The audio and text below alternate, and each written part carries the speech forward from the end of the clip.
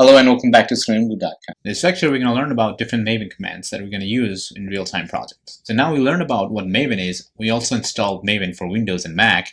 Now it's time to actually try to explore Maven commands and how useful it is in your real-time projects. Okay, by the end of this lecture, you're going to really appreciate what Maven does, and you're going to use it in real time, and you're actually going to use it forever. So before we actually learn about Maven commands, I want to show you how you can actually create a Maven project. So now let's go back to our IntelliJ in here. And since you could see here, I've got this project that we learned for our Java class, right?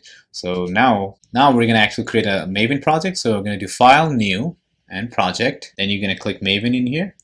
Then you can see here, it's selected Java version 9. So if you have another version, you could probably pop it here. It's going to pop up here. Then if you want to do a different version of Java, you can click Select New and select different version as well, right? And if you wanted to create from the archetype, which just means like if you want to set up like all the Maven stuff set up already, you could select from create from archetype, and it's trying to load archetype. For some reason, the Maven archetypes is kind of taking a long time to download. Okay, so I'm just going to skip that for now and click next. And here you have a group ID, right? So basically, group ID is your project identifier, right? So if you let's say if you're working on a real time, you're going to have this formation like com and whatever your company name. Let's say my company is Selenium Guru, and your project name, let's say Udemy. And here I'm actually going to do Udemy Selenium Java. How about that, right? So here in the website, right, we do seleniumguru.com. So normally in the standard Java projects, they do the opposite, which is com, the company name, and whatever the project name, right? So I have com.seleniumguru.udemy. This is my artifact, udemy-selenium-java. So artifact ID is basically your identifier, project identifier, right? Or your artifact identifier, your ID of the artifacts. Provide a udemy-selenium-java, and version is your what version of the artifact is, right? Since we're creating a brand new project, it says 1.0. But once you keep building add new stuff on your projects, you can keep incrementing your version. So I'm actually going to click next. And you can see here, it did not like that dash, but that's fine. And here, I'm actually going to select to see Udemy Selenium Java, Udemy Selenium Java, right? So this is the project location. It's actually going to save the project. Documents, Udemy Selenium Java folder, and this is going to be my project. You want to select and save it in different directory, you can click on that, and you can go Documents, and you can select whatever you want. All right, so then I click Finish. And here it says that Udemy Selenium is not created, does not exist, and it will be created by IntelliJ. So I'm going to click OK.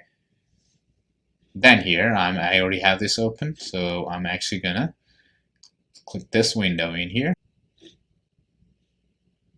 As you can see here, it created this pom.xml file for me, right? The reason why it did that is because I'm actually creating a Maven project. I created a Maven project, and Maven requires a pom.xml. This is the pom file here, as you can see, pom.xml. And normally in your real-time project, you're going to have main and test, right? So in the test, you're going to have all your tests. So now, basically, the first thing I'm actually going to do is I'm going to add all the artifacts or the dependencies for my project, right? So what I'm actually going to do here, as you can see here, as soon as I do this, it says Maven project needs to be imported. Import changes, enable auto import. This is the pop-up that's coming from the IntelliJ. So I'm actually going to click enable auto import. Here, I'm actually going to add dependencies in here, right? So I'm actually going to type dependencies. As soon as I do that, you have to close this dependencies. This is an XML file here, right? And as you can see here, this is a group ID is my project ID, group ID in here. Artifact ID is my artifact ID that I provided. Version is the version. In here, I'm going to provide all the dependencies. So in here, I'm going to need a couple of dependencies, right? So first thing, I'm actually going to running JUnit test in here. So I'm going to need JUnit. Then the other thing is that we're going to run our Selenium test later on. So we're going to install Selenium. We're going to need also Selenium dependencies as well. What I'm actually going to do is now I know that I need the JUnit and I need the Selenium Java, right? So basically, you're going to do is you're going to go Google. I'm actually going to do google.com here, and in here I'm going to do JUnit Maven. If I type that, you're going to get this Maven repository JUnit, right? So you click on that, then you're going to see all your latest JUnit that they have. So right now the latest one is 4.12. So if you click on there, you're going to see this nice dependency format that we need, right? So here, as you can see, group ID is JUnit, artifact ID is JUnit, version is 4.12. Scope is test. We're going to use it for test, right? So all I need to do is basically copy this, right? Then I'm going to go back into our IntelliJ and just replace that. So now I've got this JUnit dependency, right? So all this does is, as soon as I have that, it's going to install JUnit 4.12 for me, right? I do not have to manually install it, right? That's the power of using Maven. So once you have JUnit, right, next thing I'm going to do is I'm actually going to do Selenium Java. And you can see it has a lot of Selenium Java dependencies. I only need this one here. So as you can see here, the latest one is 3.8.1. So I'm actually going to copy this part in here. I'm going to go back into our IntelliJ and paste it here, right? So now I've got the Selenium Java and I've got the JUnit, right? So now all I have to provide is JUnit test in here. So for that, I'm actually going to go back in here, open recent. So the test that we created was in this Selenium Java project. So to save some time, I'm actually going to do is copy this JUnit test in here, right? Copy that. Then I'm going to open my Udemy Selenium Java again. So I'm actually going to do new window. Okay, so if you do new window, you can have two windows, right? But it's going to take up your computer memory. Just make sure you have enough memory. So in here, I'm actually going to paste that. So let's see if I can paste it. So now, as you can see here, I've got this addition JUnit test in here and all this test in here. So I do not have anything. We're not going to worry about that. We're just learning how you can use Maven commands for now. I've got this JUnit test, and you can see here, if you click in here, it's not throwing an error because it did install JUnit for me, because this is a Maven project and I already said enable auto import. So it's importing the JUnit and Selenium automatically. If you wanted to, let's say you do not do enable auto imports, you can also manually import all the dependencies, install all the dependencies by going to this folder, right click and do Maven and re-import. So once you do that, it's gonna install. As you can see here, it's running, it's scanning the file, it's finding all the dependencies from out in the internet and installing it in your folder. One way you can find out if you have dependencies installed properly is you click on this external libraries. Then you're gonna see JUnit 4.12, which I did here, and I also have Selenium HQ in here. So I installed Selenium Java 3.8.1, but it had all the other dependencies, so it installed all the other dependencies for me. So now with this pom.xml, I was installing all the dependencies and all the jar files that I needed. So now let's go back into our PowerPoint here. Now we're going to learn about the Maven commands. So now we learned about what Maven is, right? We also created a Maven project. Now it's time to actually get hands dirty with the Maven commands. The first one is Maven clean. It cleans up the artifacts created by prior builds. Okay, what that basically means is, so now let's go back into our IntelliJ in here, right? So Maven clean actually cleans up your whole project. Deletes the jar file, it kind of cleans up your project. So now what I'm actually going to do is, I'm actually going to go new window in here, and in here I'm actually going to go documents, Udemy Selenium Java, and let's list it, and I'm actually going to go Udemy Selenium Java in here. So let's go to that, Udemy Selenium Java. So now I'm in this project directory in here. So when you do Maven commands, you have to be inside the project directory. Udemy Selenium Java is my project directory, right? And your POM file has to be in this project directory. If your POM file is inside SRC, it would not work. POM file has to be inside this Udemy Selenium Java, but outside the SRC. So now let's go back in here. And all I'm going to do is, first, I want to check Maven version is there. All right, Maven is good. I'm going to do Maven clean. Run this.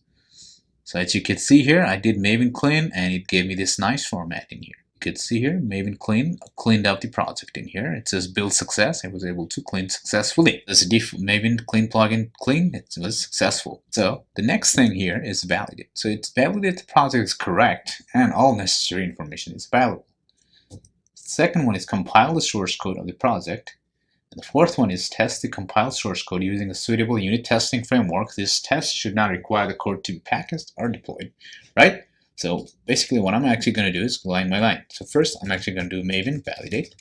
So that this Maven validate basically validates if your project is correct and all the plugins are being installed, all the dependencies are installed correctly. Maven compile, right, compiles your project, compiles all your code, and make sure you have no errors, right? And there's no error, as you can see here, it says build success. Then you're going to do Maven test, right? So Maven test basically runs all your tests, right? You can see here it's saying that Maven compiler plugin failed. Compilation failure. Source option 1.5 is no longer supported.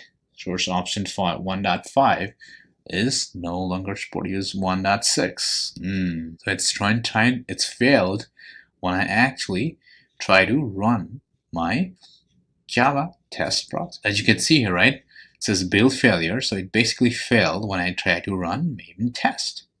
So you could also through an error, it's saying source option 1.5 is no longer supported, use 1.6 or later, right? So now let's see in our Maven project in here, see what happened in here. I'm actually going to go to pom.xml and see what I did wrong. Okay, so what I did here is I have a dependencies, right? So Maven clean worked, Maven validate worked, Maven compile worked as well, but Maven test is not working, right? Let's go back in here. Maven test did not work. The reason why that is, in order to run the JUnit test, you're going to need a compiler, right? So that I'm going to actually create another tag in here, build, and here I'm going to add a plugin. So you're going to have to type this actually, and you do not have to do it all over time. So this is actually you're trying to run your unit test, right? And it's going to need the plugin. So I'm actually trying to put the plugin in here, okay? And here the plugin also has this group ID, okay? And in here, I'm actually going to do org Apache. All right, and here it's going to be plugins. It's a group ID, and the artifact ID is going to be Maven compiler plugin, right? And in here, version, I'm going to do 3.0, and in here, I'm actually going to do configuration. And in here, I'm going to do source 1.6.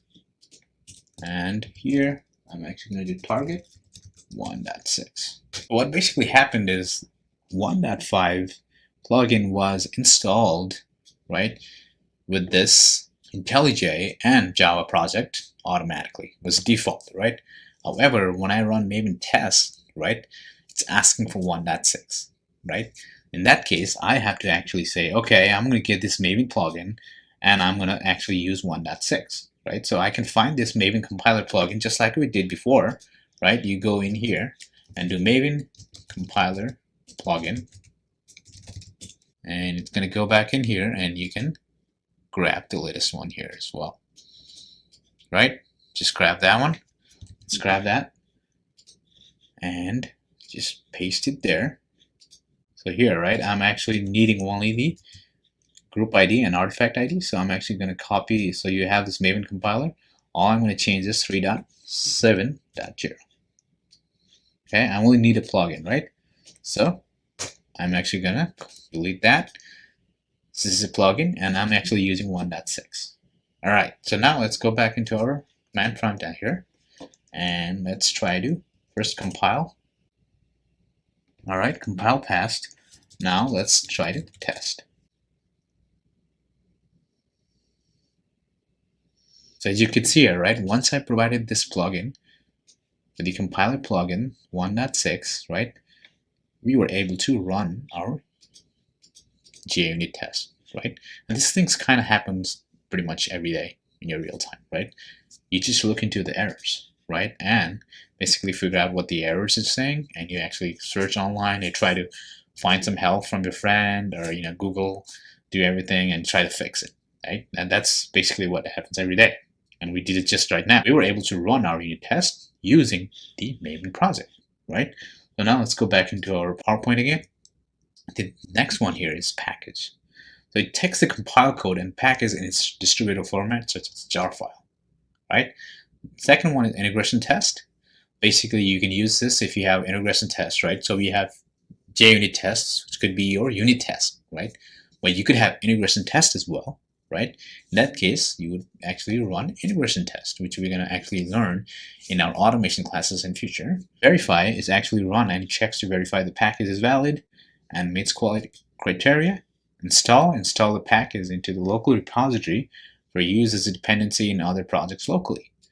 And deploy, it's done in integration or release environment, copies the final package to the remote repository for sharing with other developers and projects. So now what that basically means is, I'm not going to do everything in here, but when you do Maven package, right?